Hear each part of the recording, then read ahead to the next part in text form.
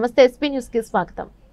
రాజనగరం నియోజకవర్గ శాసనసభ్యులు శ్రీ బత్తుల బలరామకృష్ణ ఉభయ గోదావరి జిల్లాల పట్టభద్రుల ఎమ్మెల్సీ ఎన్నికల ప్రచారాన్ని మరింత ఉధృతం చేశారు. ఇందులో భాగంగా ఊరుకొండ మండల గాడాల మధురపూడి గ్రామంలో సచివాలయాలు, స్కూల్స్, హైస్కూల్ గ్రామంలోని విద్యావంతులను కలిసి రేపు 27న జరిగే ఉభయ గోదావరి జిల్లాలో పట్టభద్రుల ఎమ్మెల్సీ ఎన్నికల్లో మొదటి ప్రాధాన్యత ఓటును విద్యావంతుడు, విధేయుడు, సమస్యలపై అవగాహన కలిగి ప్రజాగలంగా వినిపించి ప్రజా సమస్యలను తీర్చగలిగే ఎన్డీఏ కూటమి పార్టీ బలపరిచిన శ్రీ పేరాబత్తుల రాజశేఖర్ గారికి మొదటి ప్రాధాన్యత ఓటు వేసి అఖండ మెజార్టీతో గెలిపించి రాష్ట్ర అభివృద్ధిలో అలానే మన ఉభయ గోదావరి జిల్లాల ప్రజాభివృద్ధిలో భాగస్వాములు కావాలని ప్రభుత్వ శాఖలో వివిధ హోదాలో ఉన్న పట్టభద్రులను అలాగే గ్రామంలోని పట్టభద్రులను నేరుగా కలిసి కరపత్రం అందజేసి ఓటును అభ్యర్థించడం జరిగింది. వీరి వెంట జనసేన, తెలుగుదేశం, బీజేపీ నాయకులు, ఆయా గ్రామాల ప్రజలు, పట్టభద్రులు పాల్గొన్నారు.